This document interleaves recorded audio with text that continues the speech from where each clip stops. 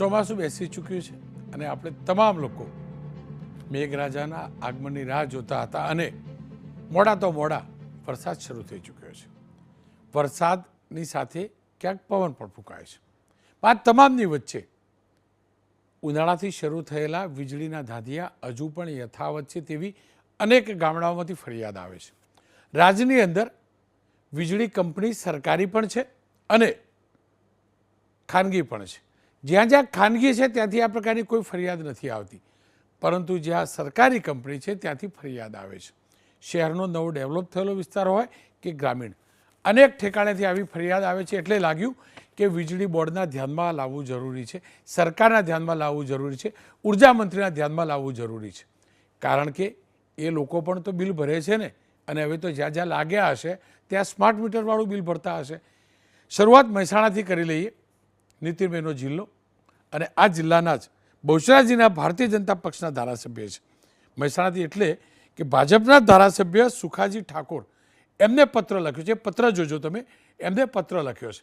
વારંવાર વીજળીમાં કાપ મૂકવા બાબત એમને નાયબ કાર્યપાલક ઇજનેરને પત્ર લખ્યો છે અને સ્પષ્ટ લખ્યું છે કે વીજળીના કારણે એમના વિસ્તારમાં લોકો હેરાન છે અને હવાલો આપ્યો છે સરપંચ એસોસિએશનનો. એમને સરપંચ એસોસિએશનનો હવાલો આપી અને આ પત્ર લખ્યો છે. એ પણ કહ્યું છે કે જ્યારે વીજળી જાય છે ત્યારે અધિકારીઓનો સંપર્ક કરીએ છીએ, કર્મચારીઓનો પણ એ સંપર્ક થતો નથી અને લોકો હેરાન થાય છે. આ જ પ્રકારે હવે વડોદરાની વાત કરીએ તો વડોદરાના ડભોઈ તાલુકાનું સિદ્ધપુર ગામ, અહીંયા 66 કેવી સબસ્ટેશન હોવા છતાંય કેટલાક સમયથી વીજ પુરવઠામાં ધાંધિયા ચાલી રહ્યા છે. ગ્રામજનોએ ડભોઈ વીજ કંપની પાસે સૂત્રોચ્ચાર કરી હલ્લાબોલ કર્યો, એના દ્રશ્યો છે. ગ્રામજનોનું કહેવું છે કે ગામડામાં 24 કલાક વીજળી મળી રહે, જ્યોતિગ્રામ તમામને યાદ છે, પરંતુ 24 કલાક વીજળી મળતી નથી. જ્યાં પણ ક્યારેક મળે છે તો લો વોલ્ટેજ, તો ક્યારેક હાઈ વોલ્ટેજ હોય છે ને એ ઉપકરણો જે છે એ ખરાબ થઈ જાય છે. બીજી તરફ વડોદરાના જાંબુઆ જીબી સબસ્ટેશનની ઘટના જોજો. અહીંયા તો એક ગ્રાહક વીજળીના કનેક્શનની બબાલને લઈ એવો કંટાળ્યો, ફાર્મ હાઉસ વાળો હતો, એવો કંટાળ્યો કે અધિકારીને પગે લાગવા લાગ્યો. ઓડિયો સાથે જોઈ લો. મેં ખાલી 5 મિનિટ માણસ માંગ્યો છે કે મને 5 મિનિટ માણસ આપી દો, ખાલી લાઈન પર જોઈ લે બસ. અત્યારે બે જગ્યાએ માણસને કરંટ લાગવાના હતા, માણસ ત્યાં મોકલ્યો છે. મેં માણસને કરંટ લાગવાના હતા. આટલા 2-3 વર્ષથી હું રેગ્યુલર ધક્કા કહું છું, ત્યારે માણસ આટલો બધો હદની નીચે આવ્યો છે અને આ ઘૂંટણના બલ પર એટલે આવ્યો કે લાસ્ટ લિમિટ આટલી છે, પછીની લિમિટ આનાથી વધારે મારી પાસે આવે કશું છે નહીં. વડોદરામાં એકલું થોડું આવું હોય, રાજકોટથી પણ આ પ્રકારના દ્રશ્યો આવ્યા. રાજકોટમાં પીજીવીસીએલને લઈ ગોંડલ શહેરના ભોજપરા વિસ્તારમાં મહિલાઓનું ટોળું પહોંચ્યું હતું પીજીવીસીએલની ઓફિસ. આપ જુઓ છો, 3 દિવસમાં જો નિયમિત પુરવઠો આપવામાં નહીં આવે તો આંદોલનની પણ ચીમકી ઉચ્ચારી છે. અને આ લોકોનું કહેવું એમ છે કે રાતે 10 વાગ્યાથી સવારના 4 સુધી વીજળી નથી મળતી. આપ જોઈ શકો છો. બીજી એક ગોંડલ હાઈવે પર આવેલી પારડી પીજીવીસીએલની કચેરીના દ્રશ્યો જોજો. અહીંયા એક શખ્સ વીજળીની ઓફિસ પહોંચ્યો અને એને તો કર્મચારીને અધિકારી થપ્પડ પણ મારી દીધી. આ જુઓ તમે. એમને તમે ફોન કરો તો હું ભાઈ બેઠો તો તમે કમને લખાવી ત્યારે તમે મારવા હાચા લઈ કરતા ને તમે ગાડો દેમાં આ તો ગાડો દેમાં ખોટી. હું ફરીથી કહીશ, આ પ્રકારની હરકત ન હોઈ શકે. કર્મચારીઓની પણ કંઈક સમસ્યા હશે. કોઈને અધિકાર નથી કે આવી રીતે થપ્પડ મારે કે અપશબ્દ બોલે, પણ આ વીજળીની સ્થિતિ દર્શાવે છે. અને એ જ પ્રકારે તમને બીજી સુરતની વાત કરી દઉં. ખૂબસૂરત શહેર સુરત, CR પાટીલનું શહેર સુરત, અને જેના પ્રભારી મંત્રી છે આપણા ઉર્જા મંત્રી કનુભાઈ દેસાઈ સાહેબ, જે શહેરના પ્રભારી મંત્રી છે એ જ સુરત, જે શહેરના જિલ્લાના, ત્યાં થોડાક દિવસ પહેલાં 3-4 દિવસ જૂનો આ વિડીયો છે. અહીંયા 2 દિવસ પહેલાં યોગી ચોક વિસ્તારમાં લોકો ગોદડા લઈને ત્યાં પહોંચી ગયા વીજળી બોર્ડની ઓફિસ, કે 4 દિવસથી કંટાળેલા લોકો. જોકે પછી જે હમણાં સમાચાર મળ્યા એ પ્રકારે આ સમસ્યાનું નિરાકરણ આવ્યું છે. પણ એ જ કહેવા માગું છું કે ચોમાસામાં તકલીફ હોઈ શકે. વીજળી બોર્ડનો સ્ટાફ પણ ચોમાસામાં રિપેરિંગ કરવું એના માટે અઘરું હોય, કારણ કે કરંટ લાગવાની ચિંતા પણ હોય, ડર પણ હોય અને હોવો પણ જોઈએ. પણ વીજળી બોર્ડે, આપણા વીજળી બોર્ડે જો ખાનગી વીજળી કંપની આપણને 24 કલાક આપી શકતી હોય, જૂના અમદાવાદમાં આપી શકતી હોય, તો નવું ડેવલપ થયેલું અમદાવાદ, બોપલ, શીલા, ગુમા, આ બધા વિસ્તારમાં કેમ નહીં, સિલજમાં કેમ નહીં? આ માટે તો વિચારવું પડે. આ તો નવું ડેવલપ થયેલું છે અને ત્યાં વીજળી બોર્ડ છે. અને ત્યાં શું સમસ્યા છે એ શહેરના લોકો જાણે છે. એટલે જ લાગ્યું કે આ મુદ્દે બોલવું જરૂરી છે. દીપકભાઈ જોશી ભારતીય જનતા પક્ષના નેતા છે, એમના થકી ઉર્જામંત્રી સુધી વાત પહોંચાડવાનો પ્રયાસ કરીશ. સિક્કે માલીવાડ સાહેબ ડેપ્યુટી એન્જિનિયર છે ઉત્તર ગુજરાત વીજ કંપનીના, અને દત્તાત્રેયજી ગઢવી બહુચરાજી તાલુકા સરપંચ એસોસિએશનના પ્રમુખ છે. ગઢવી સાહેબ, તમારાથી શરૂઆત કરવા માગીશ, કારણ કે કાર્યક્રમની શરૂઆત પણ તમારા તાલુકાથી કરી. ખરેખર સમસ્યા કેટલી ગંભીર છે? હાજી સાહેબ. સાહેબ, બેચરાજીમાં અમારા આશરે 20 ગામ છે. ગઈકાલે પ્રથમ વરસાદ આવ્યો, સામાન્ય વરસાદ આવ્યો હતો. તો બેચરાજી તાલુકાનું દેથડી, રાતેજ, આંકબા, કાલરી, ગણેશપુરા કાલરી, ચડાસણા, સાપાવાડા, સુરજ, આ બધા ગામોમાં વીજળી ગુલ થઈ ગઈ હતી. અને સરપંચો ટેલિફોનિક સંપર્ક કરતા, અધિકારીઓ ટેલિફોન ઉપર સંપર્ક પણ નહોતો થતો. અને પછી રાત્રે મને ફોન કરી અને હું બેચરાજી તાલુકા સરપંચ એસોસિએશનના પ્રમુખ તરીકે મને એમને જાણ કરી. અને સવારે અમે બધા સાથે મળી અને ધારાસભ્ય સાહેબ શ્રી સાથે રજૂઆત કરી. અને ધારાસભ્ય સાહેબ આ બાબતે ફોન કરી યોગ્ય નિકાલ લાવવાનું અમને કહ્યું. અને અમે કચેરીએ જઈ અને આવેદનપત્ર પણ આપેલું છે નાયબ કાર્યપાલક ઇજનેર સાહેબને. આપ જોડાયેલા રહેજો. જો તમે ધારાસભ્યને કહ્યું, ધારાસભ્યએ પત્ર લખ્યો, પણ પ્રયાસ કર્યો, ધારાસભ્ય કેમેરા આગળ આવવા તૈયાર નહીં થયા. સરકારની ડિસિપ્લિનના કારણે શાસક પક્ષના છે એટલે. પણ સમસ્યા એ તો સમસ્યા છે. કમસે કમ પત્ર તો લખ્યો, અને મારી પણ ફરજ હતી એટલે જ તમારી સમસ્યા મેં એ ડેપ્યુટી એન્જિનિયર સુધી પહોંચાડવાનો પ્રયાસ કર્યો. તમારા એ સમાચાર મળ્યા બાદ મેં ડેપ્યુટી એન્જિનિયર સાથે વાત કરી છે ને, એ જોઈ લો પહેલાં. માલીવાડ સાહેબ, નમસ્કાર, આપનું સ્વાગત છે. સર, હજી તો ચોમાસું પૂરી રીતે શરૂ પણ નથી થયું અને તમારા વિસ્તારમાં વીજળીના ધાંધિયાની દુનિયાભરની ફરિયાદો શરૂ થઈ ગઈ. એવી તો કેવી સ્થિતિ સર્જાઈ ગઈ કે ખુદ ધારાસભ્યએ પત્ર લખવો પડ્યો છે.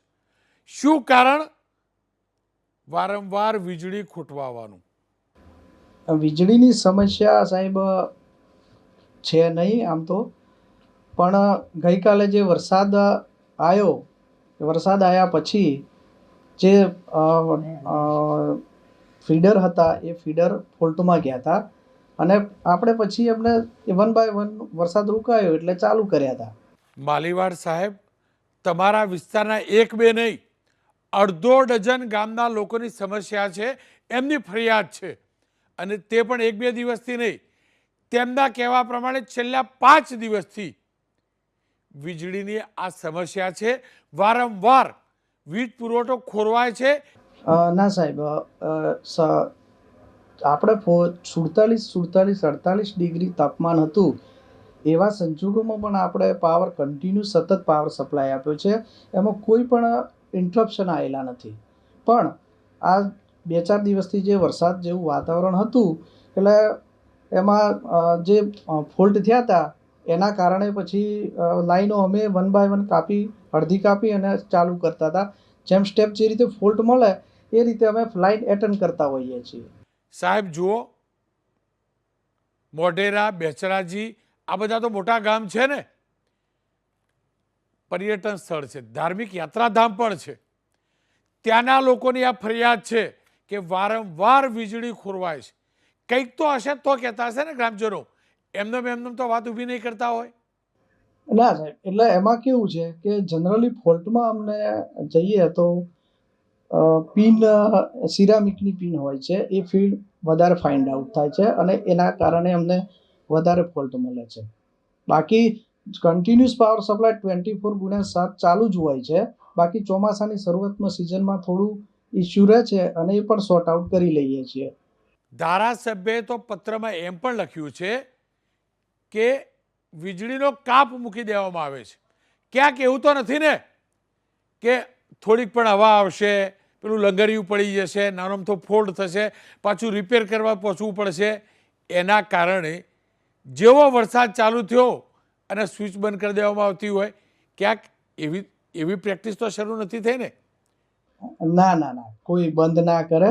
વરસાદ પડે એટલે શરૂઆતમાં વાવાઝોડું ને એવું હોય એટલે કોઈ અકસ્માત જેવી ઘટના ન બને એના માટે આપણે 10 થી 15 મિનિટ આપણે લાઈન બંધ કરતા હોઈએ છીએ. લાઈન બંધ કર્યા પછી લાઈનને ચાલુ કરવાની કોશિશ કરતા હોય અને કોઈ વાર ફોલ્ટમાં જાય તો અમે લાઈન સ્ટાફને ઇન્સ્ટ્રક્શન આપતા હોઈએ કે ભાઈ આ ફીડરનું આ ફોલ્ટ ગયું છે તો એને ક્લિયર કરો.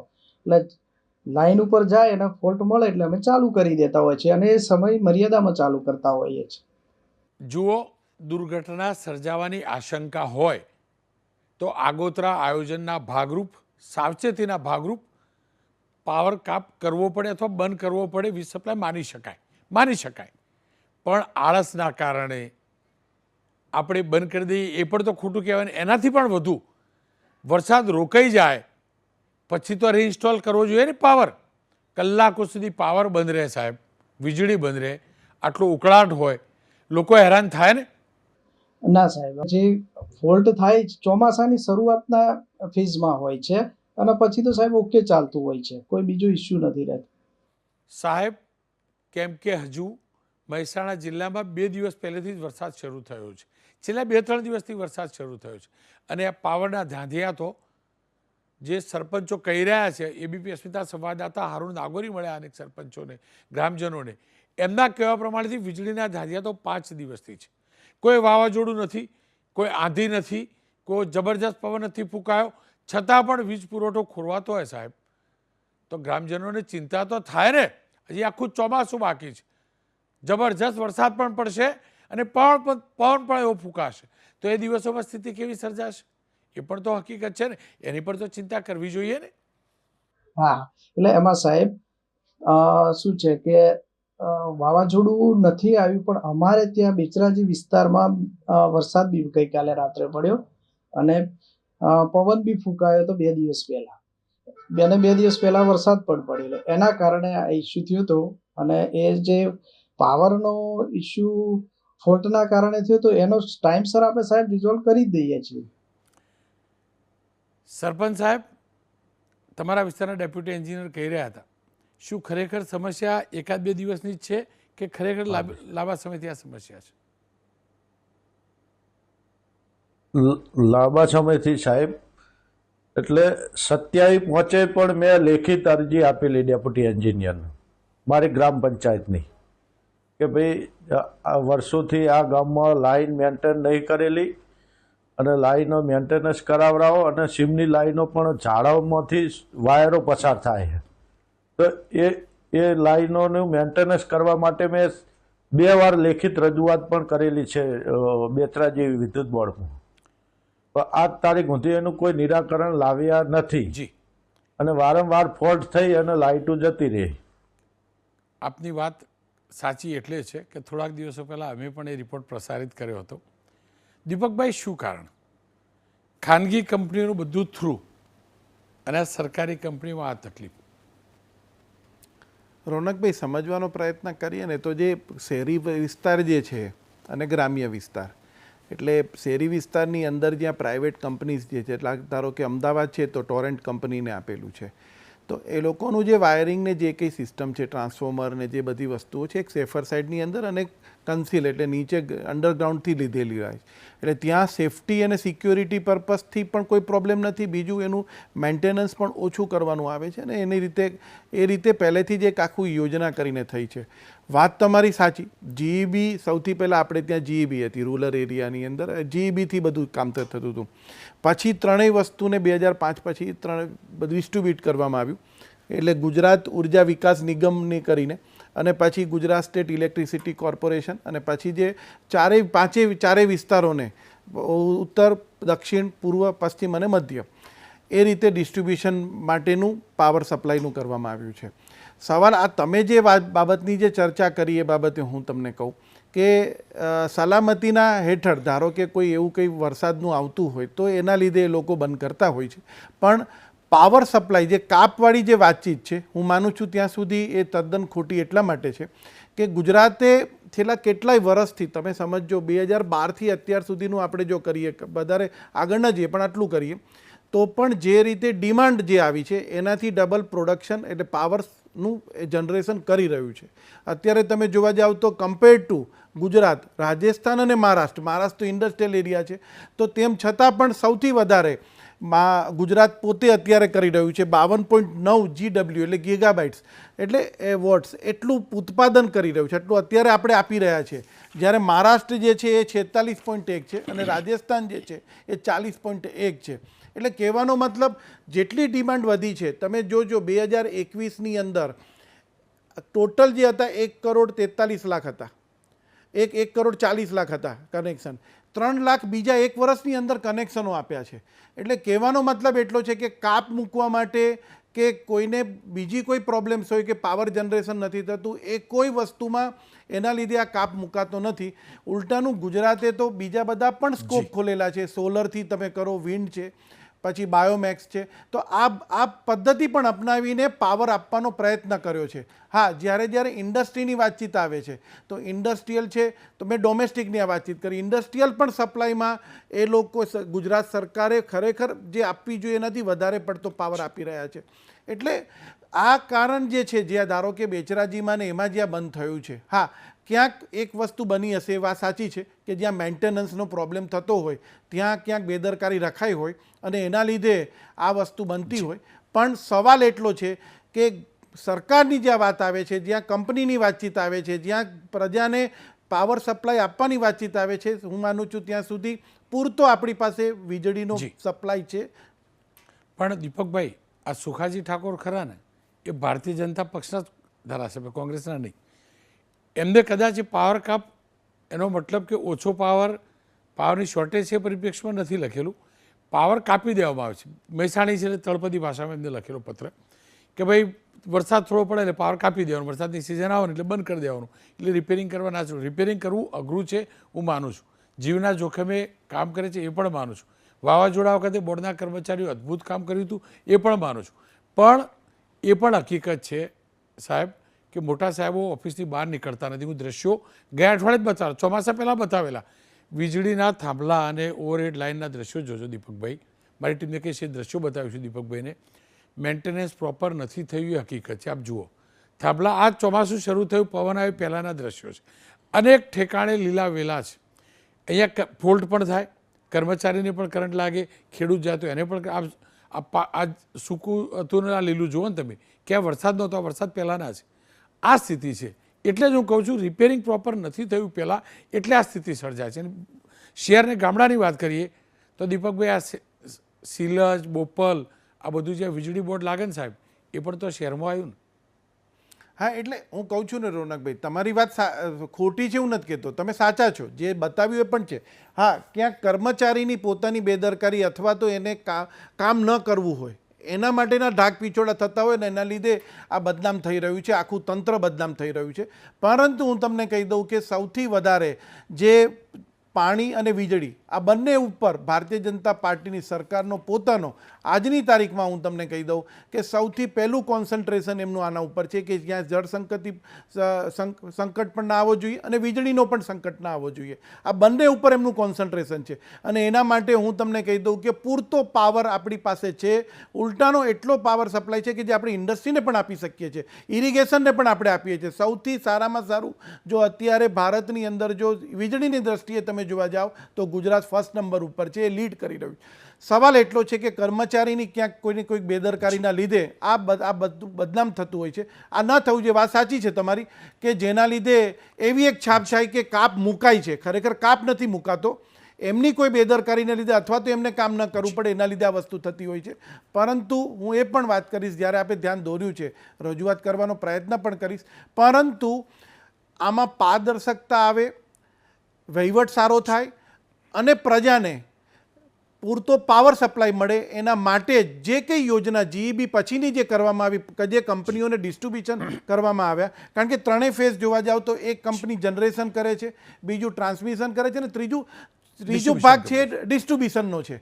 અને એના માટે શું હતું કે એક જ કંપની ઉપર જે લોડ આવતો હતો એના લીધે આ બાયફર્ગેશન કર્યું છે અને પ્રજાને હારાકી ન પહોંચે એના માટેની આ સંપૂર્ણ વ્યવસ્થા ઊભી કરવામાં આવી છે. ખેર, એ હકીકત છે કે આપણો પ્રદેશ સરપ્લસ વીજળી ઉત્પન્ન કરે છે.